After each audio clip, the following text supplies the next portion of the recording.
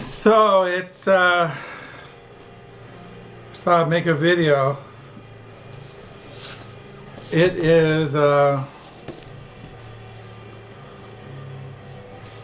3:59 in the afternoon here in West Michigan.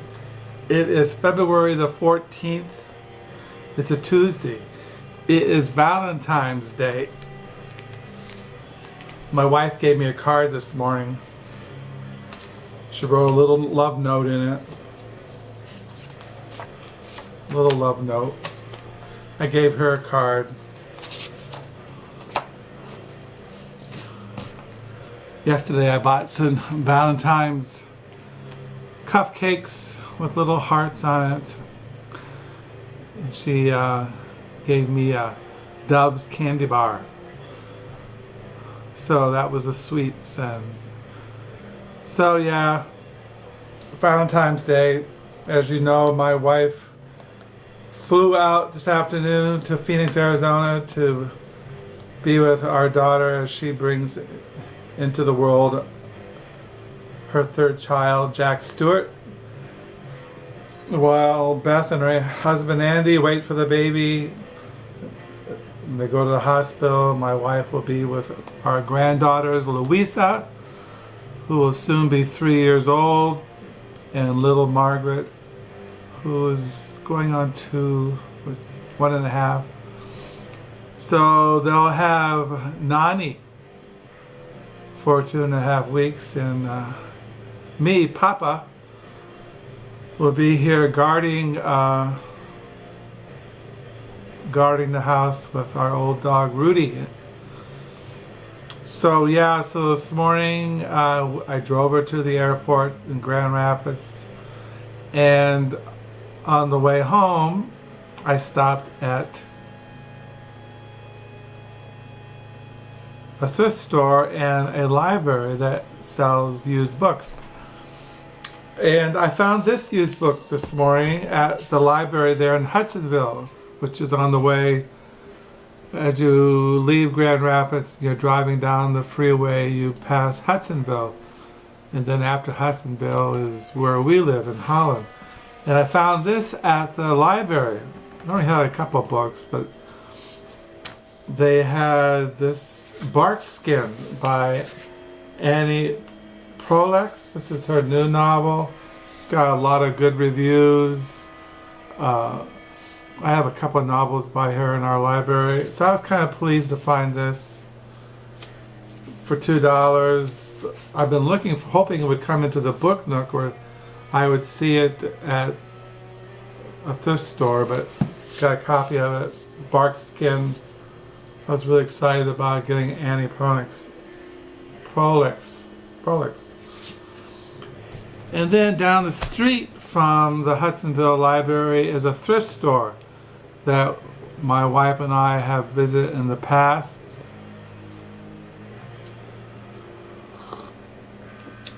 Cup of coffee.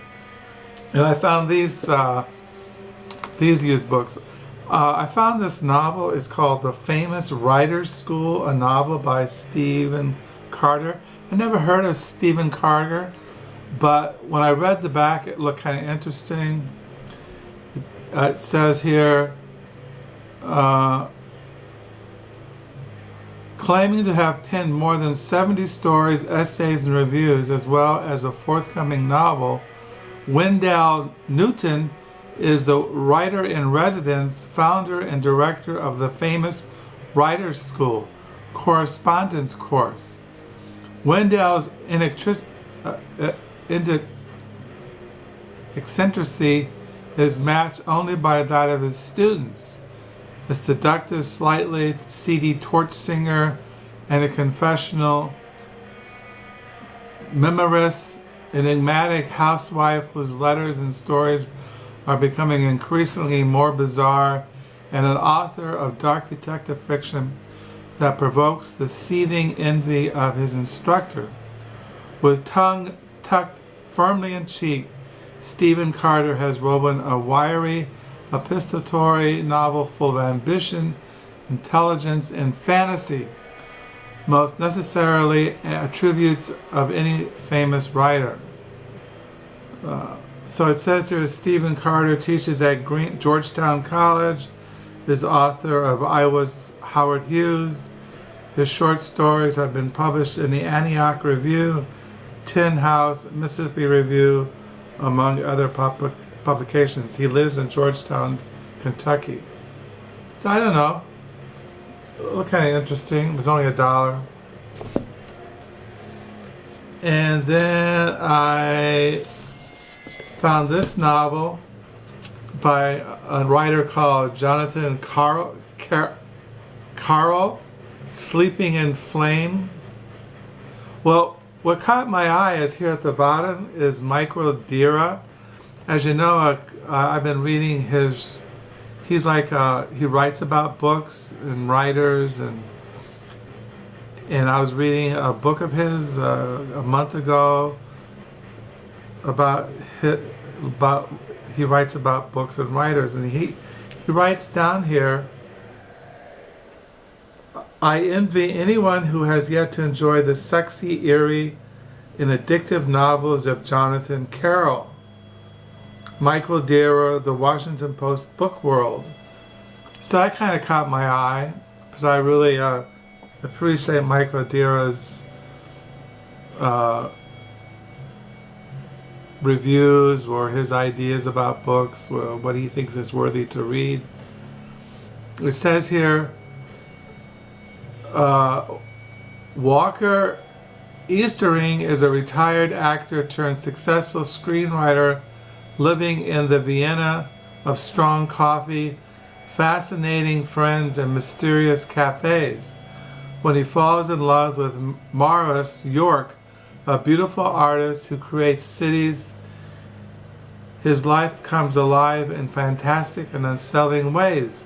As Walker's love for Maurice grows, his life gets more and more bizarre. He discovers he can see things happening just before they happen. At the same time, feels an incredibly strong tug from his past. So a friend steers him to Wettest, an odd little man reputed to be a powerful shaman. Wettest helps Walker discover and unravel his many interconnected past lives, and it is soon clear that an unresolved conflict with the past has surfaced and now threatens and to do Walker and Maurice's love. At once lyrical, frightening, funny, and sexy, Sleeping in Flame is a spellbinding tale where reality and fantasy merge in astonishing convolutions of magic and suspense. So I don't know, I never heard of Jonathan Carroll, but he's written all these novels, Land of Laughs, Voice of the Shadow, Bones of the Moon, Sleeping in Flame, Child Across the Sky, Black Cocktail, Outside the Dog Museum, After Silence, From Teeth of Angels, The Panic Hand, Kissing the Beehive, Marriage of Sticks, The Wooden Sea, White Apples. He's written a lot, so I was going to check him out. This novel came out in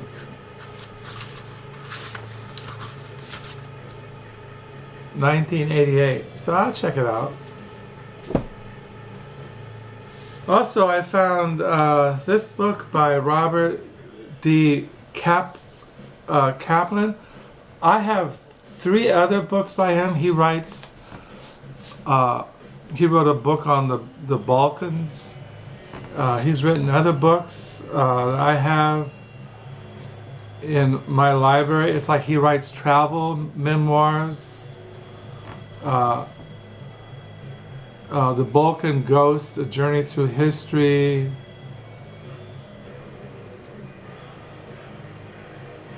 He's written, I was going to bring up the other novels I have by him, but I saw this one at that thrift store. It's called An Empire Wilderness, Travels into America's Future. I kind of like the stark kind of cover. So I got that. I'll show his other novels the next video. Not novels, he writes travel books. So I got that. And then after I left Hudsonville, I was heading towards Zeeland, which is right before Holland. You know, you go to Zeeland, then there's Holland. I wanted to go to Zeeland to get some cracked corn for our birds. And in Zeeland is another thrift store that I always visit when I go to Zeeland to get bird food. I get sunflower seed, cracked corn. And I stopped there and I found this Nature Writings by Barry Lopez. I did a video a while back on his books. He writes about nature, and this one's of wolves and men. It says here, no animal has gripped man's imagination as strongly as the wolf. Feared, hated, reviled, he has been regarded as the embodiment of evil. Now, in age of science, people defend the wolf's role in nature, and some have even come to romanticize him. But still, we have not seen the whole wolf. Of wolves and men, an immensely talented and perceptive writer shows us not only the wolf of the scientist, but the wolf of the Eskimo and the Indian, the wolf of the wolf killer, the wolf of the imagination, werewolves, pharaoh children, the wolves of folklore and fable, and so doing creates an compelling picture of both the wolf as an animal and the wolf man has created. So yeah, I like Barry Lopez's writings. So I was pleased to find this from my Barry Lopez collection. And then I found this little historical novel called The Wettest County in the World. It says here, based on the true story of Matt Bondurant's grandfather and two granduncles, the wettest county in the world is a gripping tale of brotherhood, greed, and murder. The Bondurant boys were a notorious gang of roughnecks and moonshiners who ran liquor through Franklin County, Virginia during Prohibition and the years after. When Sherwood Anderson, the journalist and author of Winesburg, Ohio, was covering a story there, he christened it the wettest county in the world. Anderson finds himself driving along dusty red roads, piecing together the clues linking the brothers to the great Franklin County moonshine conspiracy and breaking open the silence that shrouds the Franklin County. In vivid, muscular prose, Matt Bondurant brings these men, their dark deeds, their long silences, their deep desires to life. His understanding of the passion, violence, and desperation at the center of this world is both heartbreaking and magnificent. So yeah, it was only a quarter. I don't know. I might look at it someday. So I got that. So then after Zeeland, I just headed home. I was home by 12 o'clock noon. So now I got 2.5 weeks by myself. I can make videos. Oh, I got this book out. It's called The Last Innocent Man, The Last Innocent White Man in America and Other Writings by John Leonard. I've read this book. I get it out every once in a while, just something to read. He writes short essays and different. He's like a journalist. He writes for magazines and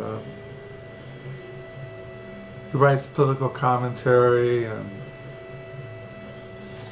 but I really like this book, and every once in a while I get out and I read it just when my mind is kind of like can't really focus on anything. I recommend him his writings, The Last Innocent White Man in America, and other writings. Up here it quotes the San Francisco Chronicle, essays with everything that counts, wisdom, passion, and the most of all, the generosity of great criticism. So I've been reading that today when I'm not, writing in my diary, listening to some death or dark death or death metal. Yeah, now my wife's gone, I can just crank it up all the time, or I can just sit in silence and read and write. As far as my diary, today is February the 14th. I'm on page 127. It's going on 4:15, and I'll soon be going into the darkness. Tomorrow is a Wednesday. Don't know what I'm going to do now that my wife is gone. No one to talk to. I always consider my wife my sunshine. Those who watch my videos know I'm kind of a melancholiac. I'm not one to. I'm extreme pessimist. I'm always looking at the black side of everything, dwelling on dark thoughts. And my wife is always she's very optimistic, and she's always upbeat, and she's always singing hymns, and she's just my sunshine. So yeah, anyway, I thought I'd share these books with you that I got at the thrift stores today, and what I'm reading, writing in my diary. Tomorrow will be in the middle of the month. Today's Valentine's Day. I hope you had a good Valentine's Day. And I'll make a video tomorrow, Lord willing. Until next time, bye.